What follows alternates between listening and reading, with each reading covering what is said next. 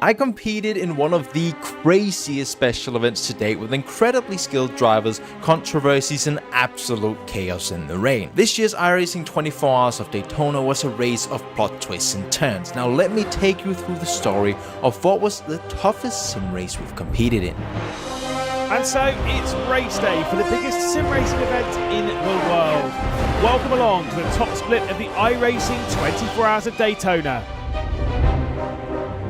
When you're racing at a top level, preparations typically start out very early. You know, there are teams that start like 3 weeks before the race and some even start before that. We just encountered a problem pretty early on where some of our typical drivers weren't able to race, which left me and my teammate Alex in a situation where either we could drive a car we didn't really want to, or we could say, fuck it, let's two-man this race and see where it brings us, which is what we chose to do. Now we knew it was going to be super tough, especially because we were going to be in top split, which meant we didn't just have to race, we'd have to perform. We would have to stay super focused, pushing the car to its limits while putting in long hours in the middle of the night. We had signed ourselves up for one of the toughest challenges sim racing can offer, all of this with only 10 days until the race. We were already behind on practice before we even started, so we had to get to work. We figured out the lineups quite late going into the race, so to maximize our practice time, Marcus did sprint races while I was working on the setup from his feedback. Well, for these big events, sim races put in a lot of hours. It's an endless grind. We were getting closer and closer to race day, and it's almost an endless amount of practice because how can you ever know when you're good enough? It always feels like there is just that little bit more than you can find, but sometimes you just have to trust what you have and hope that it might work. And so it's race day for the biggest sim racing event in the world. This is the moment we've all been waiting for. Welcome along to the top split of the iRacing 24 Hours of Daytona. It's race day for the 24 Hours of Daytona. I don't think there are many other ways that I would like to spend a weekend. I am so excited to go racing today. Now, let's hope that the race ends up going well.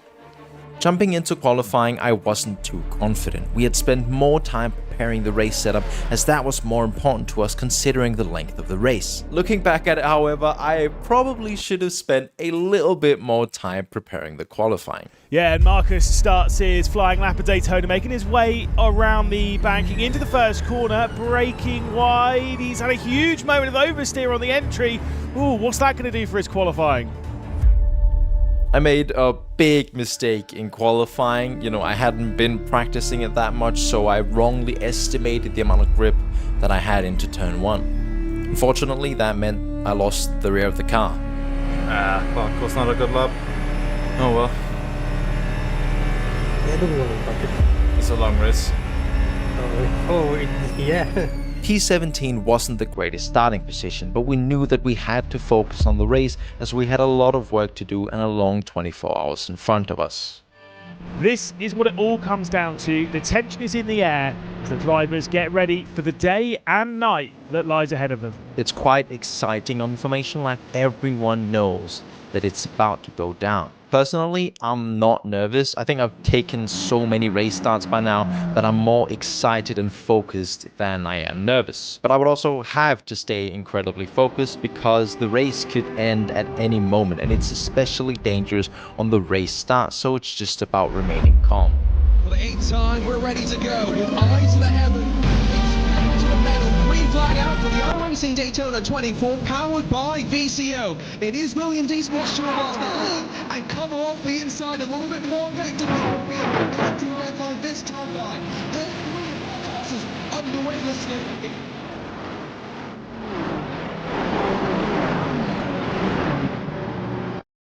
In the first couple of laps here, it's really about the survival When the race has settled down a bit more, then you get to work and start making up those positions. After surviving the first lap of the race, I focused on trying to gain some positions as I knew our race pace was going to be fine. However, in top split, this is not necessarily the easiest of things, so I had to make the moves count. Sending it down the inside of the first corner on lap 3, I managed to gain the first spot of hopefully many. A simple but very effective move as the car ahead had already started fuel saving. Ooh, the GTPs, they're approaching traffic for the first time. This is going to get super busy as 47 cars fight for the same piece of track. The first time in traffic is super deadly. When you have so many cars, it's almost inevitable that something will go wrong. Sensational scenes as these GTPs are trying to navigate this traffic. It is absolute chaos. How they're managing to navigate most of this, I've got no idea. As we safely made it through the first round of GT3 traffic, you'd think that the race would settle a bit more. But you're wrong. This is top split, so everyone is pretty much flat out all the time. This included the 2 cars ahead of us who decided it was a good idea to have a bit of physical contact, meaning I could slip through and gain 2 positions more, putting us up into P12. Unfortunately, that also put us out of slipstream of the car ahead, which meant I had to start cooking up some fast lap times to catch back up and get into the heat again. So that's what I did. Yeah, here we go. Second round of traffic coming up now. This time, I'm sure it'll be a bit more spread out, but just as chaotic. These cars are going to be seeing a lot of each other over the next 23.5 hours. Not only do we have the GT3s to get past, but we're also about to lap the LMP2 cars for the first time, which means all 60 cars will be meeting each other in a similar spot on the track. The focus needs to be on another level to make sure you get through safely and quickly. With races like this, however, that's not always the case. And going on to the 23rd lap of the race, this happened. Marcus goes to the outside of the GT at the first corner. Ooh, and unfortunately, that ends up in contact. A close shave, but fortunately we survived. A couple laps later, it was time for me to make my way down the pit lane for the first stop of the race. Full fuel and all 4 tires, so the car was fast and ready for another stint. It wouldn't last long though before another potentially race-ending moment would happen. There are moments in a race like this that make your heart skip a beat. The many hours of work could be wasted in a split second and your race could end on the spot. Whoa! Oh my god! Well, is there any damage on that car? Unfortunately, the answer was yes. Despite saving the car from being totally wrecked, I had a bit of netcode contact with one of the LMP2 cars, giving us some front-end damage. I could have avoided the damage if I had seen the crash, but unfortunately it was completely in my blind spot due to the car ahead. This is perhaps one of the most insane moments I've had in sim racing, but I didn't think much about it at the time. I was more focused on what we should do now. The car has sustained aero damage on the front, giving us a significant amount of understeer and costing us around 7/10 of pace every single lap. Should we pit in early to get the damage repaired, costing us an extra stop, or keep going until the end of the stint and try and limit the time loss? We chose the second option, as we had calculated around a 20 to 30 second loss compared to 50 to 60 second loss taking an extra pit stop. Unfortunately though, I was dropping positions, not being able to keep up with anyone, which put us back in P16 once again. I'll be honest, this annoyed me a lot as we were looking at a really good race start where it could have put us up in the top 10, but we now instead fell back right to where we started. But unfortunately, that's racing sometimes. The crash could have been a lot worse and we were still going, so we just had to put our heads down and focus on the race. First driver changes are here, and for the Apex Racing number 99, Marcus jumps out, and so Alex Gow will take to the steering wheel. The reality of endurance racing is that it's near impossible to gain time, so you have to focus on limiting damage if you have to, and keeping your head down and staying consistent. Alex did a good job on the double stint, but something was lurking a couple hours ahead. Something had shown up on the radar and it was not going to be light. Well, the sun is setting at Daytona. Marcus is lapping quickly here, making up some of the lost times, currently running in P13. What's that going to mean when the sun sets and the dark clouds start to take over here at Daytona? Only time will tell. A small rain cloud was making its way towards the track, and as time passed by, we all realized that this wasn't just going to be a small shower. With heavier clouds starting to show up on the radar, we switched drivers. I really find driving in the wet a fun challenge, and I always enjoy the way that it can mix up a race. But of course, it requires more focus than driving in the dry. Grip and conditions can change every single lap, which makes chaos more likely. It was the calm before the storm, and it would just be a matter of time before the race took a completely different turn. Let's pull up, I don't know if we can, let's pull up the weather radar. Because guess what? You can see it on your screens. Rain is here, ladies and gentlemen. Rain has arrived at the Daytona International Circuit. The first couple of teams are coming in for the wet tyre. What's going to be the right strategy here? It's a small shower. Is anyone going to be taking the risk and staying out on the dries? I had to make a quick call on the strategy as we had to pit for our scheduled stop like everyone else. There was just no way the track was wet enough yet, so I did something different to everyone else. Seems as though the Apex Racing team stays out for dry tyres, despite everyone but Williams changing over to the wets. Not only had I not taken wet tyres, I didn't even take a new set of dry tyres either. I stayed out on the same slicks as I had run a full stint on now, so that when I left the pits, the tyres would already be up to temperature and I wouldn't have to struggle in damp conditions on a cold, dry tyre. On top of that, I only fueled half a tank to shorten off the pit stop as I knew there was more heavy rain on the way. Did it pay off? I can assure you it did. Marcus Soholm is currently the fastest car on track. He's at about 5 to 6 seconds faster than the cars around him. Marcus was in the zone and made a brilliant strategy call. He's absolutely flying out there, eating up the competition who was struggling to find grip on those wet tyres. I mean, what could this mean for the Apex Racing team number 99? Was the pace on the dry tyre going to be enough for us to make up the time we'd lose by making an extra stop?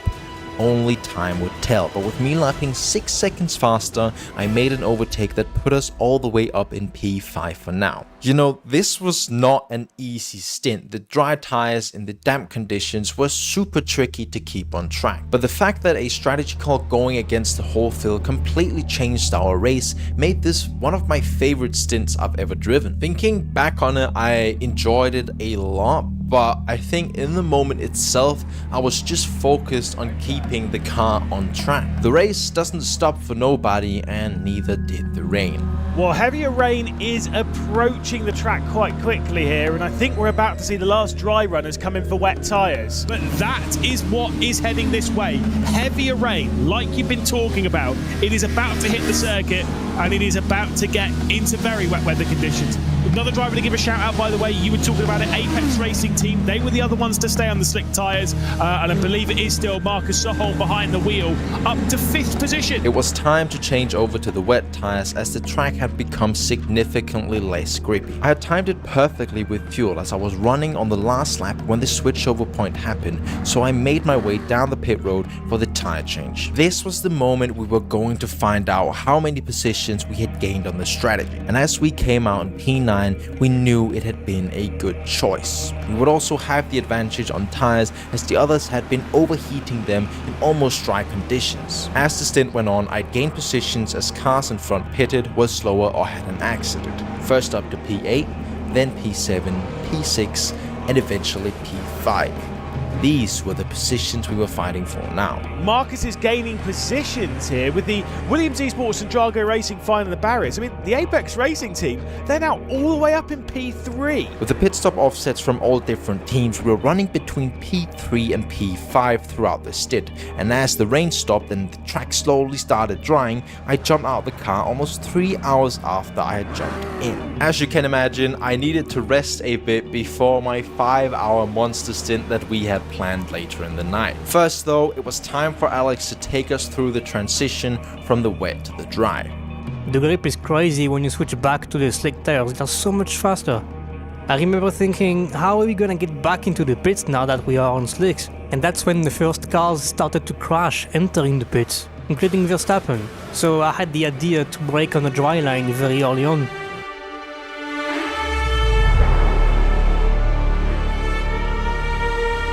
Well, a dry line has formed here at Daytona. Teams are on the dry tyres.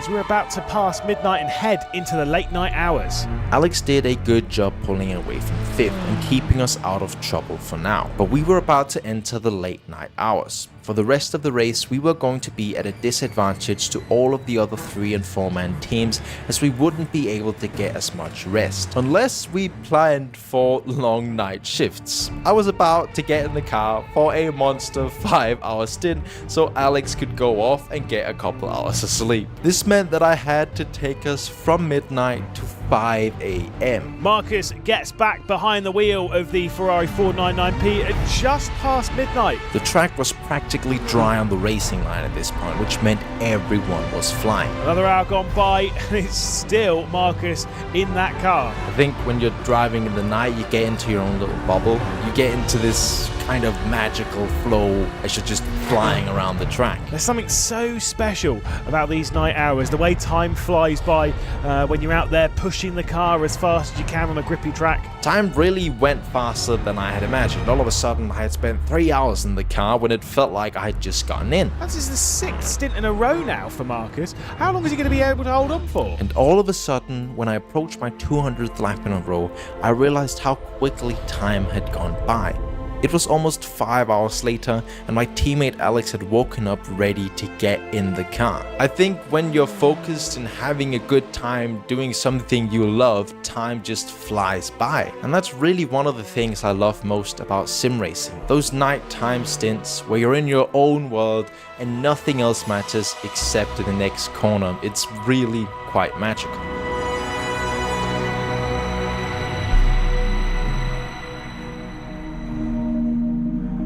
So it's coming up for 5 AM here at Daytona. Marcus dives down onto pit road. I believe this is the end for his 7th stint in a row. And with that, I think it's time that Alex Gow jumps in the car. A couple laps before we changed drivers, it had once again started raining.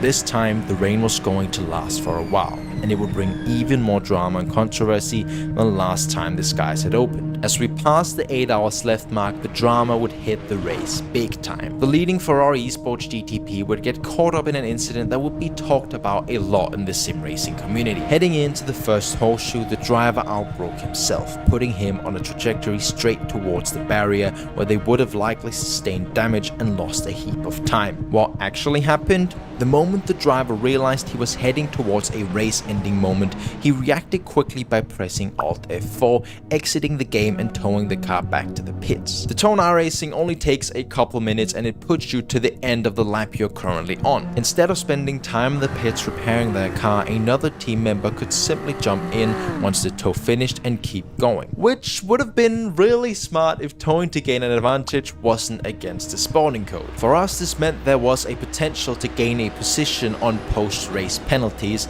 but to be honest, we couldn't really tell at this point of the race. As for the incident itself, it was an honest mistake. The driver apologized, and I know that he's a good guy. So in my opinion, there's not really anything to discuss here. We just had to keep our heads down and see what would happen. It's still raining here at Daytona with Max Verstappen currently in the lead of the race, Ferrari Esports second, Grid and Go in P3, and the Apex Racing team running in P4. But still, there's a long time to go in this race and really anything can happen. One of the biggest challenges was actually the pit entry. It was super wet as it wasn't being constantly driven on and cleared from standing water. Quite a couple of teams were caught up by this throughout the race, which surely set a new record for the most amount of speeding and unsafe pit entry penalties in a top split special event. For us, the pit entry wasn't really a problem. Alex came up with the brilliant idea of braking on the racing line and then turning the car into pit road. Of course, we'd have to make sure the track was clear behind and that if there was anyone, we'd make them aware that they should go to the right as we'd be braking on the racing line. This meant we could brake late and safe to avoid penalties and gain time. As the daylight slowly started making its way above Daytona and the night was coming to an end, Max made a mistake in the early morning hours that unfortunately would have severe consequences. Max Verstappen's been in the wall somewhere, and Team Redline suddenly are in big trouble here. There's been contact down into the International Horseshoe. We saw him take a big risk only 3 laps ago down the inside of one of the BMWs. Well, he's done it again, and I'm afraid there's been some disastrous consequences this time around. Verstappen's crash cost them multiple laps, which meant we were now able to move into a podium position with a potential P2 on the line if the post-race penalties were applied to the new leaders, Ferrari Esports. All of this drama happened in the early morning hours at the dawn of a new day. I believe it's because these are the toughest hours of a 24-hour race. When you've raced the whole night and perhaps not slept as much as you normally do, you're tired and it's harder to keep your focus and it's easier to make mistakes. Luckily, I had a teammate who was able to survive through all of this, keeping it on track through the chaos despite the tricky conditions. Coming into doing a 2-man, I was actually super anxious about how I was gonna handle the lack of sleep, and the biggest difficulty was how the weather was, making the track evolve a lot from one stint to another. The dawn of a new day has finally arrived here at Daytona. It's no longer dark, which would normally mean it's easier to see something, but since it's still raining, the spray is blinding anyone who's behind another car. One of the trickiest things about driving in the rain is the visibility. With the spray from cars ahead basically blinding you, it can be tricky to see where there are cars and sometimes even makes it hard to spot the corner you're heading into. You just have to trust your braking points, turning points, and your instincts that you're going where you're actually aiming. After Alex had done a good job keeping the car on track, it was time for me to get back in the car. I had gotten a couple of hours of sleep while Alex pushed through an almost 4-hour stint in the wet, and by the time we changed drivers, it was still raining. And so 20 hours have gone by, just 4 left to go. After many hours of rain, we're finally starting to see the skies clearing up. As it stopped raining, a dry line would slowly start to form, but there was no way the track would dry completely before the race finished. At this point, we were just doing single and double stints as we were both very exhausted and tired after a long race. The end was so near. We just had to hold on a tiny bit longer. It's the final pit stop for the number 99 car as the race finish is getting closer and closer. I think the final stint is always a joy, whether you've had a good race or not. It's a relief to have made it this far, especially when you were in a good position like we were. Now it was just about taking it easy, minimizing risks and bringing the car home. The only way we would gain a position was if the car ahead had an accident, and the only way we'd lose one is if we had an accident. Fortunately, none of that happened and we made it through. Going on to the final lap of the race, I started to realize what was happening. We were finishing off the toughest 24-hour race we've ever done. We made it through hours of rain, chaos and drama without making any big mistakes of our own. We had overcome the challenges of only being 2 drivers, and we were going to bring home a podium finish in the biggest sim racing event in the world. Marcus exits the Le Mans chicane for the final time. I mean, these special events, they give us a larger-than-life feeling. There is only one top split in the 24 hours of Daytona every 365 days, and everyone is fighting for a good result here. And that's exactly what the 2-driver lineup of the Apex Racing team have managed to do, as Marcus Soholm crosses the line in 3rd place, is going to be reclassified though to P2 due to the disqualification of Ferrari. What a race this has been. Due to the post-race penalties from the Altair 4 incident, we were able to finish the race in 2nd place. Something we would have never imagined 23 hours earlier. I'm super proud that me and Alex managed to make it through the long and wet night hours, and I'm super thankful to all of you guys. To the people who watched the stream, wished us good luck or congratulated us, and to you right now who made it this far into the video. You're the reason and the foundation to why I keep dedicating my life and spending so much time on this thing called sim racing. If you enjoyed this video, make sure to subscribe. I've been Marcus, and I'll see you in the next one. Bye.